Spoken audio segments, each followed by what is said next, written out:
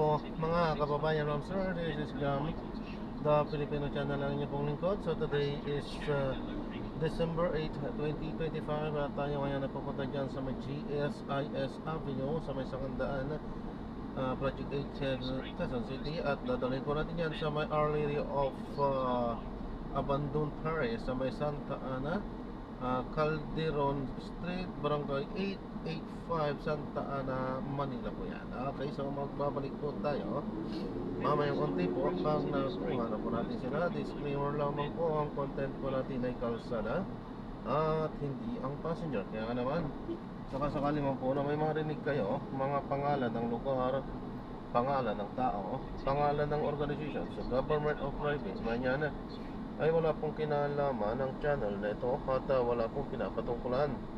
Lahat po na pinag-uusapan dito ay pawang dito lamang po yan sa loob at wala pong pinapatungkulan sa labas. Okay po. So magbabalik po tayo mamayang onte pag nakuha na po natin sila.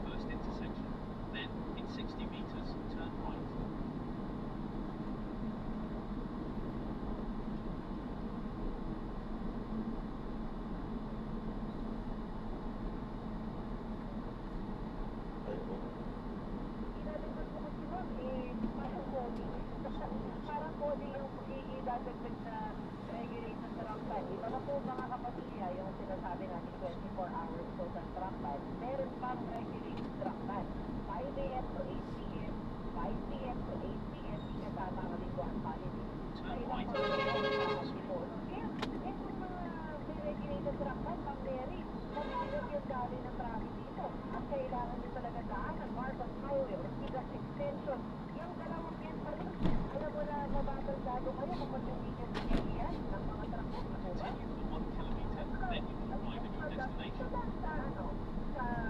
Sa lapit na mga kalsada. Masay na Manila, Pasay, Paan, sa Uwan, Dajan, Trackpad. Kaya, ano ba yung traffic planning na ginagawa nila talaga? For solo at time, marami na kami pag-uusap. I-explain namin yung first at saka the walang truck budget. Ano ngayon? Magiging free flowing. Ang mga truck naman, hindi lalabas yun sa kapsada. Kung hindi talaga necessary at kailangan, hindi naman kasi allowed na mamasyal sa MOA. Truck ang dala namin.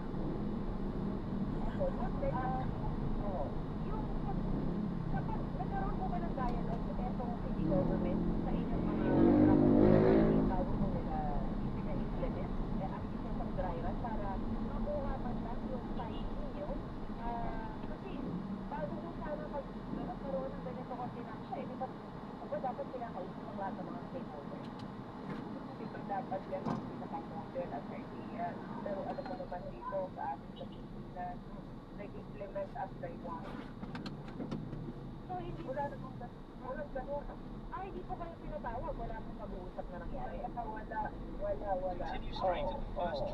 Pero paano ho ba ang usapan dito? Kapag kunyari, ang ganitong regulasyon ay ipinalabas ng city government lamang, LGU lamang ito, hindi po ba ito pwedeng isangguni sa MMDA man lang at least para makita yung ginawa nilang pinaplano nilang trackpad kung magkaroon muna tayo ng further studies? Ganito, related to that issue, siyempre ang laging pag gumalaw ang driver, gumalaw ang truck, driver ang nahihirapan. Sila yung nahuhuli. Sila yung nabibigyan ng mga demerits sa penalty. So ngayon, yan, naumpisa na namin ang dialogue sa LTO. Hoping that i-report ang LTO. We will be having a second batch meeting by Friday. And very time pinag-usapan natin ito, I will bring it to the attention of the CJOM. Opo. Ay, sino lahat ng meeting nyo? LTO? LTO. May secretary sa Lacanilaw. Opo. Although kasi ma'am, magsa-start na ito bukas yung yung modified trackpad ng Antipolo. So magkakaroon pa kayo ng ilang araw na ma-experience natin ito before po ninyo makausap ang LTO. Naabisuhan naman na po ba ang LTO na magkakaroon tayo ng ganitong klase ng trackpad sa Antipolo? I think the appeals also, since they are one in the agency in the government, I think they are also aware.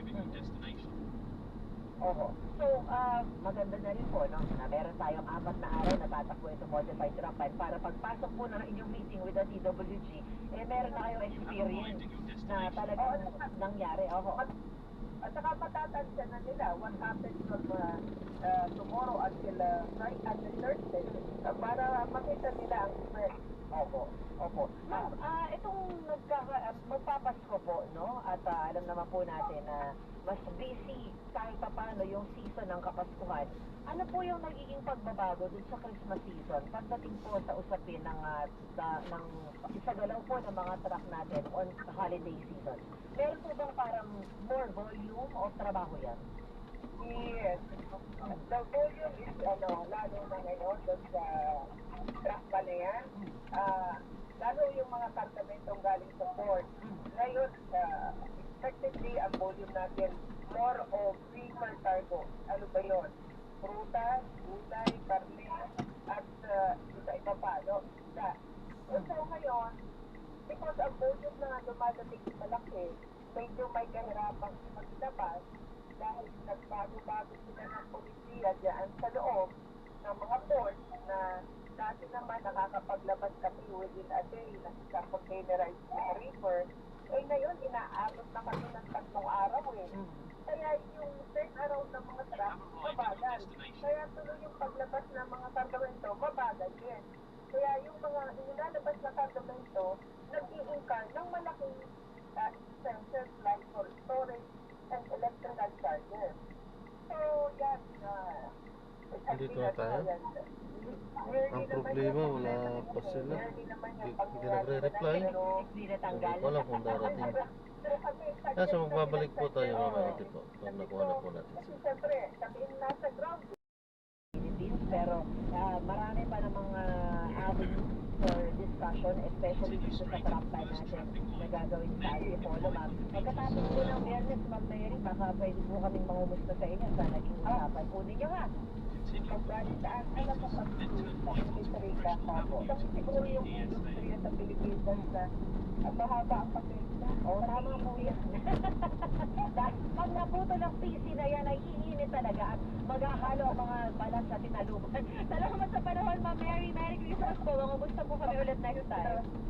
Thank you, Risa. Thank you po.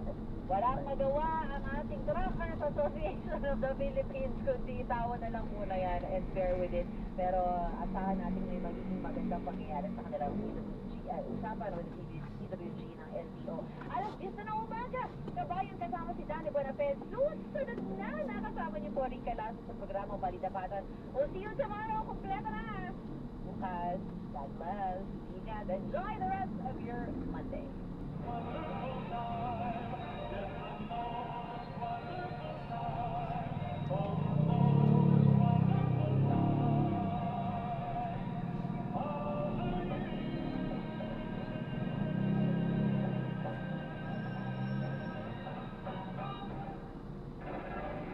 Na pagbabalita.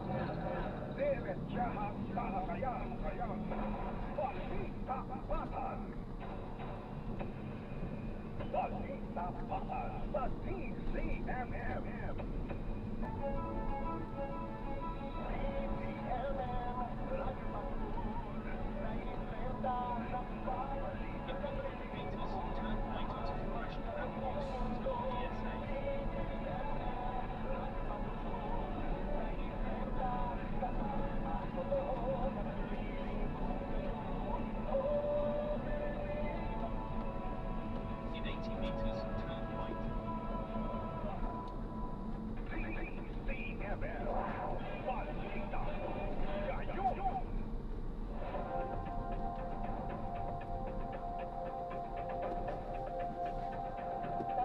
Patay ang isang 73 anyos na babae matapos sumasarap sa sunog na Club residential area sa Sitio Bulao, Barangay Muntinilao, Antipolo City. Pasado kasing gabi kagabi, ayon sa anak ng biktima, posibleng mahigit ang tulog ng kanyang ina at hirap ng kumilos dahil sa edad. Isa pang residente ang isinugod sa pagamutan matapos magtamo ng kaso. Umabot sa ikalawang alarma ang sunog dahil nahirapan ang mga bumbero makapasok sa looban, kaya kinailangang butan silang bakod para maipasok ang fire hoses. Tinatayang nasa 30 bahay ang natuko, karamihan gawa sa light materials. Halos 100 individual na nawalan ng tirahan at idineklara itong fire out bago mag-alas 2 ng madaling araw. Patuloy ang investigasyon sa sanhi at halaga ng pinsala. Balita sa ibayong dagat, sa India isang nightclub sa Goa ang nasunog kagabi na ikinasawi ng hindi bababa sa 23 individual, kabilang ang mga empleyado at posibleng ilang bisita. Ayon sa pulisya, sumiklab ang apoy sa Birch by Romeo Lanes, Arfora Village, North Goa, bandang hating gabi. Mahigit 50 ang sugatan ang ginagamot sa Goa Medical College Hospital. Inabot ng halos 2 oras bago tuluyang maapula ang apoy. Batay sa taunang investigasyon, posibleng sumabog na tangke ng LPG malapit sa kusina ang sanhi ng sunog. Patuloy ang investigasyon ng pulisya sa insidente. At abangan mamaya sa headline ngayon, KBP kinondena ang pagpaslang sa dating broadcaster sa Surigao del Sur. Halos 7 milyong pisong halaga ng ilegal na droga nasamsam sa Negros Oriental. At ilang regalong pamasko, bagsak presyo na sa Divisoria.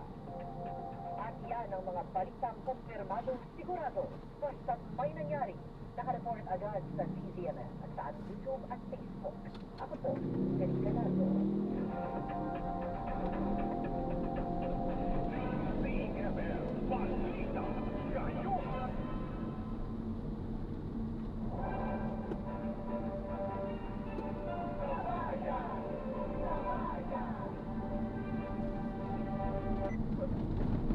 Well, base sa resolution na nakuha noon namin kasi inalit nila ang conspiracy. May concerted action nila. So, ang malversation, pagpagpas ng 8 milyong mahigit, eh talagang unavailable po yan. At kumusta po ang Carlis Kaya? Abay, nagtatagal may isang buwan na sa pulungan sa Senado. Kumusta po siya? Yes, actually, Sir Deo, protection of the public, nag-file ulit kami ng another petition, no? Ito naman yung petition for certiorari, ano? Kasi doon sa unang kaso namin ipinal na habeas corpus, eh nagrekomenda ang Korte na dapat petition for certiorari. So, sinundan mo namin yung decision, tignan natin kung anong mangyayari. Binigyan mo ang OSG until December 14 to file their answer. Kasi nag-file sila ng motion for extension of time. Tuloy po ang pagbawasan ng Bible ni Carlis Kaya. Maayos naman daw. Actually, Sir Dayo, papakita ko lang itong mga picture na natapos. Ano Ito, yung picture na tapos yan? yung project. Ayun yung mga project. Yan po yung sa Davao, attorney. Ayan to. Tapos, saan po ang ghost project dyan? Saan po ang ghost project dyan? Tapos ang project, Oo. yan yung true repairs, Sir Dayo. Kasi nga, was away yung ang mga nagawa nila before. Pero tapos ang project. Ngayon, paano nagpagiging yan? Ayan o, ganda nga ako ng gawa yun. Pero, Titignan nyo, napakaganda ng gawa. kung nawas out yung una, Atty. Samaniego, baka sabi standard po yan, hindi naman. Hindi ho. Alam niyo ho, ang pamilya ni Skaya, hindi ho nagkakaganyan. Ever since, hindi ho. Kaya nga po sila na-accredited na quadruple A. Yun yung siyam na corporation naging quadruple A lahat dahil sa performance po nila. May mga investigador naman po, mga ganyan.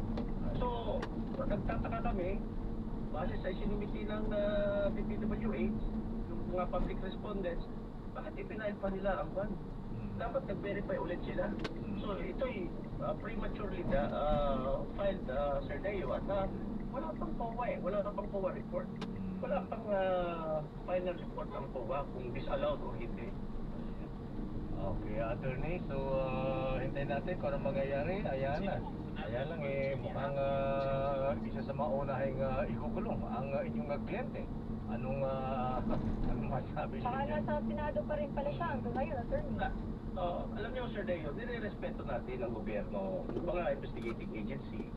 sa amin lang, dapat maging fair lang ang investigation, hindi optics, hindi pang politika. Kasi nakasalalay ko rito ang liberty ng mga kliyente namin, no? So, hindi ko basta-basta ang kasong ipinail nila sa kliyente namin. Non-bailable po yan. So, ewan ko kung sana makitaan na walang probable cause ng korte para hindi naman makapag-issue ng warrant of arrest.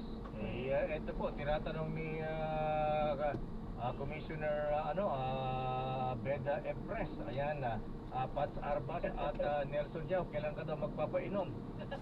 Dahil birthday mo. Yan lang po ako, para dumating ako nasaan ako. Open ba sila sa Pacos? At inyo sa Manjago, sir, ayan, maraming salamat po at good luck, ayan, sa iyo at sa iyo mga kliyente. Ayan, Alam ko, parang na-stress nga si attorney, birthday na birthday niya oo eh. nga, ayan, Oo nga, Sister El. Ayan, nagkakaroon- Maraming pong salamat sa binigyan niyo pong pagkakataon, Sir Dayan. Sister El, mabuhay po kayo. Thank you, welcome, attorney. attorney God sa bless you. Manjago, ayan, nagkakaroon tuloy ng piligis yung kanya noon. Nakakadyaw ka na ako kay attorney.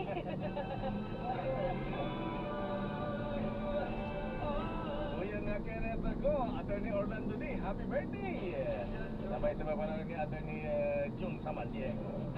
At congratulations muna sa mga elected officers ng Chedora M. Cala Masonic Class number 136. Congrats and good luck mga brethren. Worshipful Master-elect Rolly Masangkay, Senior Warden Jana Pama, Junior Warden Dale Texon, Treasurer Dr. Bong Lero, Secretary Worshipful Noel Mendoza at Auditor Aba si Colonel Bener Pizarra at Harmony Officer Boyang Terry Penetrante. At maraming salamat sa ELECOM, Election Committee for a Peaceful and Clean Election.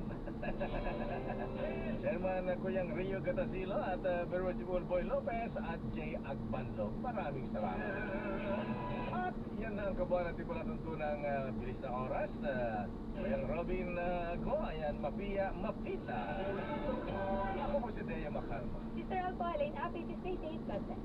Oy, ako yung Boy Pique, get well soon. Operation Tulong susunod na, Wonder Woman, Miss May Pinauhan. Bye-bye, ingat, stay safe. Kabayan, si Danny Buenape. Morning po, Sir Danny, at sa inyo po mga taga-panood at tagapakinig po. Okay, Happy fiesta po sa amin. Ganun ba? Sa Antipolo? Oo, ngayon po, ngayong araw po. So I would anticipate na matindi na naman ang traffic ngayon, really? Well, kahapon po naganap po yung parade po namin. Although yun po ay focus naman po sa pabayanan lang po. At tayo naman po ay nag-aviso naman po regarding po dito. So for now, kasi yung ang dami reklamo, nakita mo naman siguro, no, yung social media posts ng mga kaibigan at mga kababayan natin. Oo. Eh matindi talaga, walang galawan. Kasi sabi nila, may mga nagsasabi pa, hindi na sila naka-attend ng party, hindi na sila nakapunta sa mga pupuntahan nila. Iba, naglakad, really, dahil sa matinding traffic. So ito, meron na yata ipapatupad na modified truck ban. Paano ba to? Pero bago po yun, sir, no? Yes, sige. Lang po natin, ano po, bali kasi yung nangyari po noong Sabado, December 6, no? Sa biyahe din po kasi ako nun, although nasa upper po ako noon, Antipolo. Bandang 5 p.m. tumawag po yung head ng aming OIC ng OPSS, in charge of traffic. So, sabi nga po nila, mabigat ka po yung traffic nga po sa may Marcos Highway. Tapos sinek po, usually kasi yan, siyempre, usually pag may insidente, nasa gitna na kasada, ganyan po. So, nagkakot, karaniwan po yun. Pero nung sinek po natin sa command center, wala naman pong any reported incident. Tapos nag-check din po tayo sa mga kapitbahay po natin like Cainta, Marikina, Pasig. Wala din naman pong reported, even MMDA. Pero nung pina-check po natin, ang sagot nga po, tulad yung binanggit nyo kanina na malapit na yung Pasko, Christmas rush, volume, tapos may mga kaliwat kanan po na sale. Pero nung tinignan po natin ito, sir, ano po, una sa pictures lang po, siyempre may mga pictures po ng Antipolo. Yes. Pero nung tinignan po natin, sir, doon po sa Google Maps, mapapansin po natin, sir, na yung kung parang bottleneck, sir, ay nandun po sa may area po, sir, ng pagitan ng Cainta at saka Marikina. Kung familiar po sila sa area, sa may malapit po na mall doon, yung Ayala, Alice Mall. hindi, bukod po doon, sir, sa may Santa Lucia, sir, no? Kasi nung kahapon po, actually, Sunday, nag-meet po yung team, sir, namin. Tinignan po namin na natanghari po kami. Kumbaga, kasi usually weekend, sir, siyempre marami pong umaakyat towards Antipolo, may mga doon pupunta po ng East Rizal, like Pililia, para po sa windmill, ganyan. So alam po namin, sir, yung normal na yung mga bigat ng volume pa ng traffic.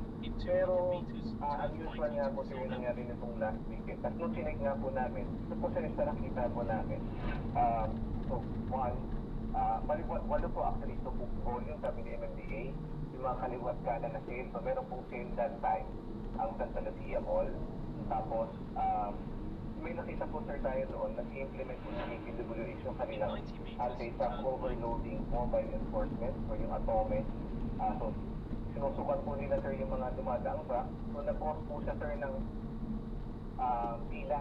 So, actually, kung makikita po natin yung mga comments din po ng mga tao, nakita po, napansin po nila yan, sir. Kung bakit, din po yan sa may area po, sir, nung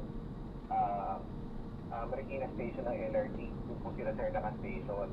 So, isa po yun sa mga nakita, sir, natin. Opo, ang katabing bayan po, sir, na Marikina, meron po sila supposedly na black van. Pero it seems po, base po doon sa nakikita, sir, natin sa CCTV, meron pa rin po mga Pinapadaan tayo sa Skyway? Tapos, Hindi na po. Sa Lacson na lang po tayo.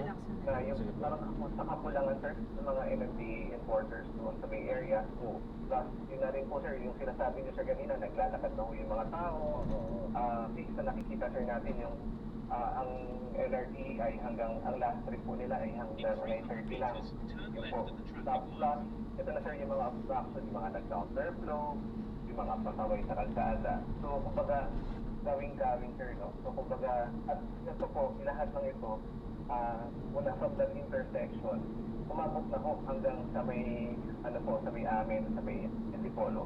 So, kung tingnan po, sir, natin doon sa Google Maps nga po, yung mga going to the direction, sir, pa Antipolo, paluwas ng Cubao, yung doon po yung traffic, then yung mga paakyat po, doon po yung traffic. Pero after that area, yung pag-back, after Santa Lucia,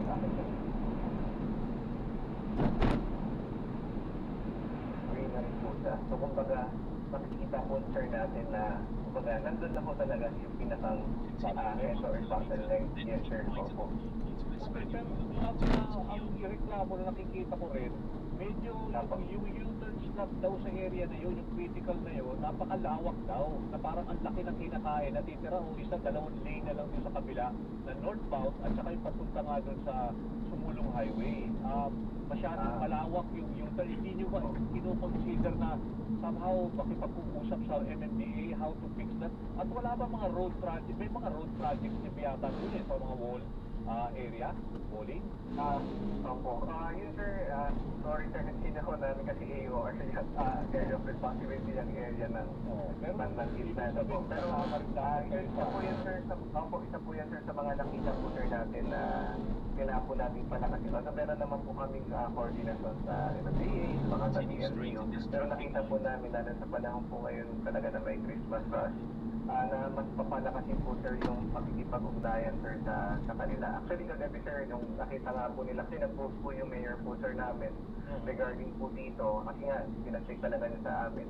So, nakita yung pong head po nung traffic, sir, namin, pinontak po siya nung kaibigan niya from APWH, para po, kasi yun nga, i-check daw po nila yung isa doon, yung rail station, o po, kung saan siyang nakikita pong dahilan. Kasi nga, doon po pumila talaga, sir, yung mga truck na Saturday, then kailangan po nilang timpangin, kumbaga, para ma-check kung sila po ay overloaded or hindi. Kaya nga, so ibig sabihin, nung speaking of truck, so meron na kayong modified na truck bus, di ba? Na para at least gumaan, kasi ang laki siyempre na sinakain ng espasyo ng mga truck sa mga ganung rush hour. At ito nakapaligid kasi dito ang mga mall di ba, Relly? Meron yung Feliz Mall, yung Ayala Feliz, tapos nandyan din yung SM Marikina, nandyan yung Santa Lucia, di ba, yung Robinsons. So, tapos pa nagsabay-sabay pa ng sale, talaga hindi kaya yung volume ng kotse na dumadaan. Yes, sir. Siguro po timing lang, sir, yung kung na ito po yung tapat ng implementation ng aming truck ban nga po, no? Pero actually, since bandang August po namin ito, sir, inaayos, no? Siyempre, kailangan po natin dumaan sa tamang proseso. Mga public hearings, consultations po, no? So, yun nga po, tulad na nabanggit ninyo, bukas po yung pasimula nito. So, magpapatupad po sir tayo ng dry run muna, no? Para makita lang December 9 natin, sir. Okay. Opo, sir. Anong oras? So, meron po sir tayong dalawang uri ng ban, sir. Yung po regulated, at saka yung total. So, yung total po, sir, ito po yung talagang non-negotiable, hindi ko talaga pwedeng daanan. Dalawa po ito, sir, yung Olalia Road. Olalia. At saka, opo, sir, at saka Daang Pari. Ito po kasi medyo matarik po itong Daang Pari na to, no? Kung hindi ko talagang 24/7, hindi po ito pwedeng daanan ng kahit anumang uri ng truck. Doon naman po sa Teka, unahin natin muna rin sa mga nakikinig. Saan yung Olalia Road? Nasabi mo talagang ito ay magiging non-negotiable, total ban talaga ng mga truck. At saka yung isa, Pari Road?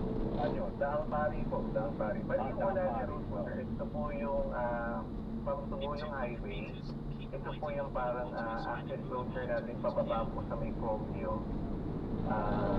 So medyo po rin po ito, medyo may steep slope din po ito. Tapos meron medyo malaki, may tatlong eskwelahan din po kasi, sir, na malaki po doon. So kaya po, dalawang estudyante po yun ang nandun sa isang area po na yun. Mga medyo mabigat po talaga yung traffic ko doon. Ito yung Olalia Road. Yung binabanggit mo, Elia. Olalia Road na ang tinutugtog nito sa Mulong Highway papunta doon sa Cogeo po. Cogeo. Okay? Okay. So, bali, para secondary road na rin to, di ba? Yes, po, sir. So, bawal doon ang truck starting tomorrow? Wala na? Actually, ito pong Olalia Road, matagal na po itong pinapatupad. Mga 2 years na rin po na pinapatupad. Okay. Mukha parang inuulit lang po namin, sir. Okay. Tapos ito pong Daang Pari, yun nga po, ito po naman yung paggaling po kayo sa may circumferential road, yung kami na po na sa may Antipolo PNP station, papasok po doon, ang labas po nito ay doon po kung tawagin ay Tadpak, o yung may sa may papuntang buhanginan, Chicho Buhanginan po sa Barangay San Jose. So, hindi po, ito sinasabi ko siya talaga na medyo matarik po talaga dito. Kaya hindi rin po talaga kung mabigat po ang karga, medyo hindi po talaga advice na talaga dumaan po doon dahil possible po na mag-use po yung brake nila.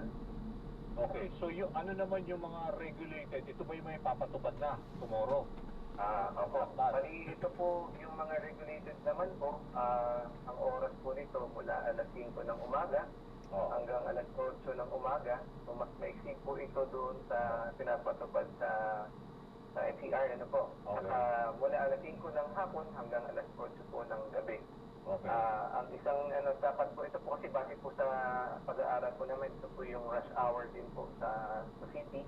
At saka ito rin po yung iniwas din po natin sa oras ng pasok po ng mga bata sa eskwelahan po. So ito po ay pinapatupad maliban lang po sa linggo at saka mga holidays po.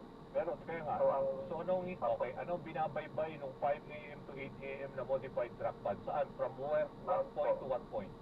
Ang mga covered po nito sa Marcos Highway po, mula po dun sa boundary natin ng Cainta hanggang bandang Padilla po. Mula saan sa Cainta? Mula dito sa may Marikina? SM Marikina? Ganon? Hindi po, sir. Ano na po yan, sir? Kung mag-SM Marikina, layo na po yan, sir. Marikina na Ano yan, po kami sa may, from what point? Yung sabi mo na yung bawal ng truck ng 5 a.m. to 8 a.m. Yung kung sir, kung ang boundary po, sir, natin sa may Cainta, yung a few meter, sir, from Santa Lucia mo, sir, kapag paakyat po, sir, tayo. Opo. Okay, going to Sumulong, Masinas, yun, di ba? Yes, From there. Opo. Tama Mula po, doon sir. sa may Santa Lucia na crossing, mula doon. Yung ba yung sinasabi mo? Bawal ang truck. Pagkatapos po nun, sir, yes po, opo. Gaano Kasi kahaba yung... nakita pa po yan, sir, eh. Yung pong Kaya nga, gusto ko lang malaman para sa mga nakikinig, ano yung aasahan nila, let's say, truck ban starting tomorrow, 5 a.m. to 8 a.m. From what point, ibig sabihin doon sa crossing ng alas 2 yung sinasabi mo eh. From that point, going to doon sa may pinakamasinag, yung pinaka-traffic light, Opo, yes, sir, yes, sir. bawal ang truck doon. Kasi may kilang stretch na yun, di ba? Opo, hanggang ano po yun, sir, hanggang Padilla, lampas po ho ng Baguio, sa kung, Okay. Opo. Hanggang sa may Cherry Kudarama ba yun? Tama ba? lampas pa po, Lampas pa. lampas pa po, opo. Okay, we're talking about how many kilometers from that point sa Santa Lucia na crossing? Medyo Marcos Highway. Okay. yung kilometrahe po, ano. Okay. Pero, Okay, opo. Available naman yun, sir, yung mga infographics, sir, natin sa sige, para sa lang. post. We can share it also to you, sir, opo. Okay, so bali 5 a.m. to 8 a.m. Tapos another yung parang window is 5 p.m. to 8 p.m. sa hapon, bawal din ang mga truck. Tama ba? Opo, The sir. same stretch. Tama po, sir, opo. Yung side naman ng Sumulong Highway, hanggang saan yun? Ibig sabihin, Sa diretso Sumulong yung Highway, Pugeo. sir, opo. Mula Masinag po, sir, Masinag intersection, hanggang ano po ito, yung Robinson, Antipolo, may taas na po. Robin, dito sa may sa may... Sa taas, hanggang taas na po. Okay, so ibig sabihin, lahat yan, walang bawal ang truck dyan. Ibig sabihin, yung papunta, yung dinadaanan na pati yung yung mga ano ba yung mga pomo ng mga malalaking lugar dyan kasi di ba meron din dyan mga eskwelahan, di ba yung Fatima, di ba yun, so bawal din doon. Opo. Ha? Yes, sir, opo. Yung mga public point, tama ba? Di ba? Yes, po, Kasama tama yun. po. Tama po, tama po. Okay, oo, nag-commercial na tayo dito. Pero kasi at least makaka-relate yung mga ano natin. Oo, yung mga viewers kasi gusto ko maintindihan kasi ang daming nag-text sa akin mga kaibigan ko. Nagawan daw ng paraan talaga na somehow. Eh kasi we're still how many days before Christmas? Eh sana naman wala na hong mangyari na gano'n na Carmageddon. Really? Opo, opo. Yun naman, sir, sinusubukan po, sir, natin talaga, or ginagawa po natin lahat po nung kaya po natin gawin para maiwasan at maiwasan po itong mga heavy traffic po, no. Kasama po, sir, dito, maibanggit ko lang po, no. Meron po tayo mga kinausap, sir, na mga homeowners. Actually, a few years na rin po pinapatupad ito yung mga private subdivisions po ito, pero makikiusap po tayo na pagbigyan po na mapagbigyan ng dumaan po sa kanilang mga subdivisions para alternate routes po ng ating mga, kahit po yung mga private vehicles, para hindi na po sila makipag-sabayan po sa main thoroughfare ng sir na highway. Oo, sir. At syempre, dyan po yung mga additional enforcers na kapag ganyan po talaga, yung ating pong nabanggit ko kanina, sir, coordination with the agencies like MMDA sa yung mga katabi po natin, sir. Kasi marami po talaga, sir, na mabanggit po niyan, sir. Sabi, i-revisit po talaga yung mga U-turn slots. Kung gaano po ito ka-effective. Kasi siya rin po yun doon sa nakita, sir, itong recent po na sa may Santa Lucia area nga po, na yung pong nag-abot-abot na po doon yung sa mga U-turn slots po east and west bound po. Yung lalo na po pag sobrang volume po talaga yung sasakyan, sir. Really, yung binabanggit mo kasi sa akin, yung concern mo kasi, at saka ang parang jurisdiction nyo kasi is Antipolo. So, ibig sabihin, kung papatupad kayo nitong modified truck ban, coordinated na ba kayo? Okay na ba ito sa mga LGUs like sa AISA, di ba? Siyempre, iba rin yung LGU doon, yung tungkol sa Marikina. Okay ba sa kanila yung panawagan na yun? Or ibig sabihin mo kasi parang whole approach, yung parang ibig sabihin, lahat involved, pati MMDA na sa pagpapatubad, pati na rin yung yung alternative road, yung bubuksan yung mga subdivision na patusaan yung mga lusutan, may mga ganun na rin pag-uusap. Sir, for the private po, yung tulad na nabanggit ko, sir, ay yung mga private vehicles, meron po na talaga sila, sir, na mga, kami pong mga nakausap, sir, na subdivision para po sa kanila. Subdivision owners. Apo, Pumayag apo. ba sila? Pero yung, apo, sir. Kasi sabihin nila may security. Yung pong, meron lang pong mga ilan lang, sir, na mga parang isa lang po yun, sir, na medyo kailangan po kausapin lang po ulit, no? Pero, para po dun sa mga private vehicle, sir, yun, in general, sir, po, pahig naman po sila, no? Kailangan po doon din po, siyempre, sumunod po dun sa patakaran ng homeowners, no? Siyempre, nire-respeto po natin yung kanilang mga concerns po doon. Tapos, yung sa mga truck, siyempre, sir, hanap na po sila, sir, ng kanilang turning route. So, ano naman po, sa Manila East Road, meron din po yung mga possible na options kung talagang nagmamadali po sila at sapos na po, aabutin na po sila ng truck ban, no? Kailangan po talaga natin, sir, balancing po, sir, ito po yung mga interest po, no, sir? Really, meron pa kayong schedule dun sa MMDA bukas? Tama ba? Na schedule Ano regarding po, yung sir, traffic? yung sa, ano po, DPWH po, sir, yung nakawas po nung head of traffic namin, sir. Pero, ano naman po, ang mayor naman po ay meron pong communication with the MMDA. Saka yung isa po nating ano dyan, sir, si dating Vice Governor San Juan, ay officer po na sa MMDA. Yun po, madali naman po kayo nakakalapit. Kasi kanina nakapanayam yata ng DCMF yung MMDA, may meeting daw bukas with LGUs na Antipolo, Cainta, Maynila at Pasig. So I would assume ito yung pag-uusapan na talagang matinding traffic. At yun na nga, sigurado, pag-uusapan dyan, kailan may papatupad yung mga alternative rules sa mga private subdivisions para doon sa mga private vehicle owners at kung kailan. Kasi medyo, matindi na ito mga week, hindi lang weekend, dapat yung mga weekdays na papasok sa Pasko. Oo po, siyempre po, makakasa po sila, sir, sa buong suporta po at pakikita po ng Antipolo City para po maayos po ito. Okay. So, bali, meron din ba kayong, let's say, mga directive din sa mga mall owners na somehow, huwag sila magsabay-sabay sa mga sale, di ba? Para makausap nyo, tsaka yung oras ba, na, anong oras pa sila nagsasara? 11 p.m.? Kaya grabe, kahit midnight to, traffic eh.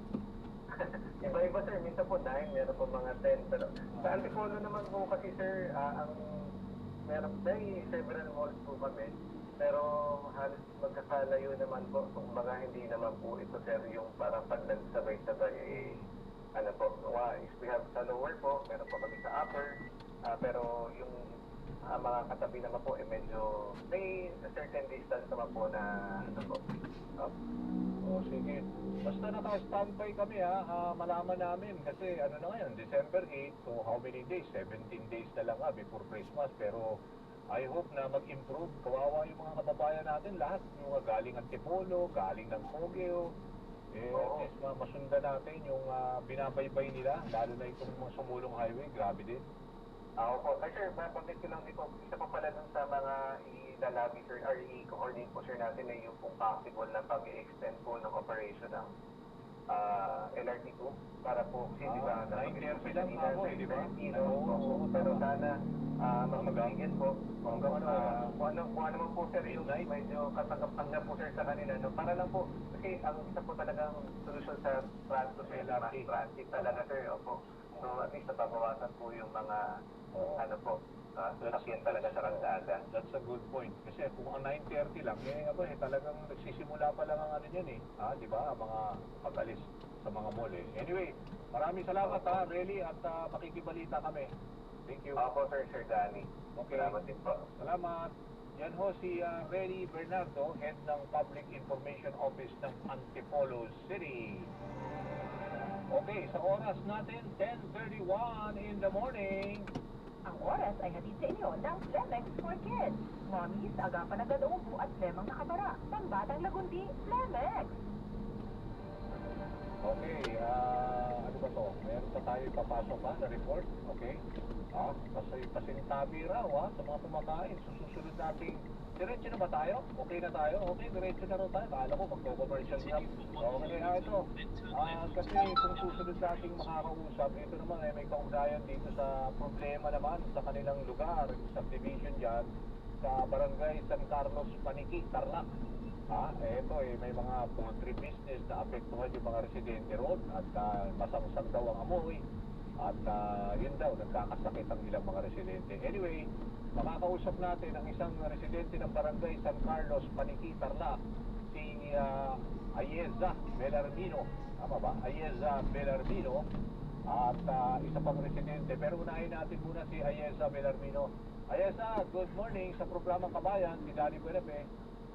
Magandang umaga po, Sir Danny, at maraming salamat po sa oras na binigay po ninyo sa amin para kami matugunan sa aming mga hiling dito po sa Barangay San Carlos po. Okay, balik katabi mo pala yung si Teresa Miguel, tama ba? Opo. Okay, so residente ka rin, Teresa, no? Yan, San Carlos. Okay. So, okay, bigyan mo nga ako ng konting idea para bigyan natin ng konting airtime tong concern ninyo. Alam ko, nag-ano rin to nag-trending din sa social media. Grabe daw ang problema na kinakaharap ninyo, kaugnay dyan sa masangsang na amoy, dyan ng poultry ba ang nangyari yan? Unahin kita, Ayesa. Opo, ako po ay naninirahan na po dito ng 3 taon. Si Ate Tess po talagang tubo na po dito na rin po nakapag-asawa. So, 10 taon na po nag-ooperate ang North Riding Farm. So, hirap na po talaga yung mga tao po dito. Imagine niyo sa 10 taon na yun, hindi nadidinig yung kanilang panawagan. Ngayon lang po talaga kami napansin kung kailan po nakapag-social media, kung kailan po, nasugunan at napalitan ng aming mayor, ang aming barangay. So, ngayon po talaga na magkaroon ng inspection, kaya lang ang nangyari, nakapaghanda ang North Riding Farm ngayon. Pero thankful kami na nabigyan kami ng, ng pansin. Kaya lang ang problema po ngayon is matinding amoy. Sa ngayon po, mapapansin ninyo, wala po ganong langaw. Talagang currently nag-harvest sila. Nagawa nila ng paraan, may mga drop po na mga gamot na dumarating. Kaya naman po pala nilang gawa ng paraan, pero pinaghirap nilang residente ng 10 taon. Magsa-10 taon na po yan. 2016 nagsimula ang operation yan. So naabutan ko po yan dito. 2022 naman po kami dumating. Okay. So, ayun po. Okay, Tess, ang bigyan mo ako ng idea, pag sinabing North Riding Farm, ano ba exactly, ano ba yung poultry farm na 10 years na nag-ooperate na sabi nyo? Lately lang na nabigyan ng pansin at may mga gamot na pala na pwedeng masolusyonan? Po, sir. Oh. So ano ito? Poultry? Ibig sabihin, nag-ooperate dyan sa residential community? Tama ba? Operation sila, nagsusupply ng meat ng chicken. Okay. So talaga kung may Jollibee daw po silang, sorry po, nabanggit ko, may isang outlet po sila na inaanuhan, sinusupplyan. Okay. Kaya hindi daw basta-basta maisasara. Ito po ang sabi sa amin. Okay. Pero So yung... sa ngayon, bali ito, teka, yung Barangay San Carlos, yan sa Paniqui, Tarlac, nasa loob ba kayo ng para subdivision ba yan? Yung lugar nyo? hindi po. Barangay po talaga siya. Barangay to? Barangay po talaga, hindi po siya subdivision. Okay. Bukid po talaga itong area namin. Pero may barangay at malapit sa eskwelahan po. 500 meters po ang layo ng eskwelahan sa Polvic, sa pinaka-Polvic po. Oo, lapit. Building nila. Oo, lapit sa eskwela. So for now, Napakalapit po. Yun po ang pinagtataka namin. Bakit nagkaroon ng poultry business dito? Ayan po, makikita nyo. Yung mga bata po talaga dito nagkakasakit na. Even though po ngayon walang langaw, pero yung amoy po talaga masangsang, mabaho. Marami pong mga bata dito na ina-asthma, may sakit na po sa baga, mga matatanda po na makikita, mga senior citizen. Yun po yung concern namin eh. Kasi napakalapit po nila. Imagine nyo naman po, ito langaw pa lang po. Hindi lang po talaga peaceful sa hangin kasi. So yun po. habang nag-uusap tayo, may mga videos kami, yung mga langaw ayan pinapakita rin natin habang nag-uusap tayo para at least maparamdaman ng ating mga viewers kung gaano kalala ang problema dyan. Kaya nga binigyan ko kayo ng konting panahon para mga manawagan nga. For now ay syempre apektado yung eskwelahan is only 500 meters away from the poultry, no? At mga ilan yung mga more or less yung barangay ninyo, ilan yung populasyon na samo talagang pinagdadaanan itong masangsang at delikadong amoy? Hindi ko lang po ma-determine kung ilan po yung populasyon. Siguro po mga nasa 5,000 or 3 to 5,000 po yung mga residente. Hindi lang naman po rin kasi kami yung namang problema. Pati karating barangay din po. Meron po yung barangay Banawang na malapit din po na dito sa amin. Balagayuma, barangay Balagayuma, barangay Nasigpit. Mga nagre-reklamo rin po sila. Sila rin po kasi apektado. Ang mahirap po kasi dito, dinidinay ng may-ari na hindi raw sa kanila ang langaw. Kasi kung meron po dito tatlong poultry, yung isa egg layer po yung binibigay, yung sinusupply, pero wala pong langaw po yun. Yung isa naman is farm ng mga panabong. Tama? Meron din po mga farm ng mga panabong dito. So, yun po ang sinasabi nila, paano daw namin ma-distinguish na kanila galing from North Cardi Farm yung mga langaw. So, sabi ko nga kailangan ba may ID ang langaw para may identify. And they cannot deny the fact. Kasi po ako po, itong bahay po namin, katabi namin sila. Alam nga naman po magturo pa ako ng ibang barangay. Diba? So, syempre, yung langaw nila, dito talaga punta sa barangay San Carlos. At ako po mismo katabi nila eh. Okay, bali, pasintabi lang ho sa mga nakikinig at nanonood sa atin ngayon para sa mga kumakain, ha, ayesa, bigyan lang natin sila ng babala. Eh, syempre, medyo delicate yung pinag-uusapan at alam mo na, baka may mga nag-almusal pa sa mga oras na to. Anyway, ayesa, gusto ko lang bigyan pa so for now, sabi ko, somehow na-realize na may-ari nitong North Riding Farm. May mga gamot ba na somehow to ease yung at least yung galit sa mga tao dyan, mahumupa, ano ba, nagtapat ba na at least pero yung amoy pa rin, ramdam pa rin ninyo at ano pa rin, na-amoy nyo. Nagawa po nila ng paraan, in fairness naman po. Dahil nagkaroon ng meeting ang LGU dito, ang Centro, Menro, DENR, nagpunta po ng mga 2 weeks ago or 3 weeks ago po. So napaghandaan nila yung inspection na sinasabi na before, during, and after harvest po, napaghandaan nila. So walang ebidensya ng langaw for today, kasi nga po napaghandaan nila. Pero yung mga dati pa pong mga reklamo na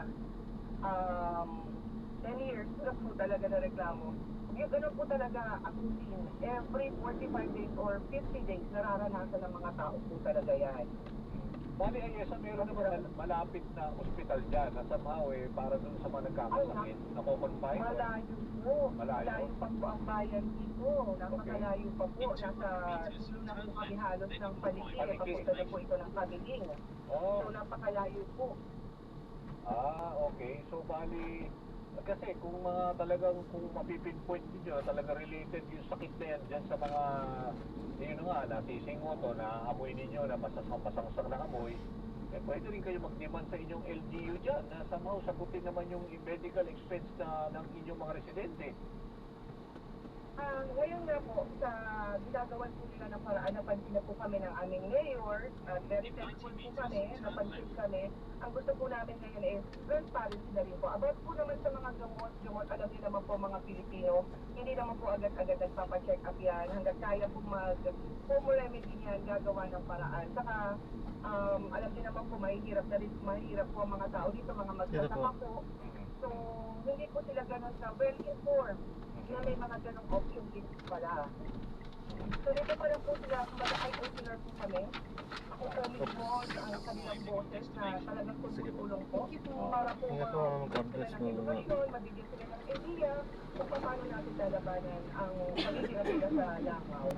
Yun yung ano natin. Double check pong gamit, ma'am. Tinutulungan din po kami ng social human rights ng TARLAC. Sila po yung nagbibigay sa amin ng guidance. Kaya rin po napansin din po kami. Very thankful din po kami. Imagine sa 10 years nilang paghihirap, pagsasuffer. Ayan, so na-drop na natin sila. So maraming salamat po sa panonood. Hanggang sa muli, ingat at God bless. Paalam po muna po samantala at tayo ay gagawa na ng ibang video sa ating susunod na version. Nag-cancel kung kailan pupunta na tayo. Ayan, so maraming salamat po. God bless. Paalam po. At gagawa na po natin ng ibang video itong ating susunod na version. Paalam po. So this is John Parenda, Filipino Channel, ang inyo pong lingkod. Paalam po.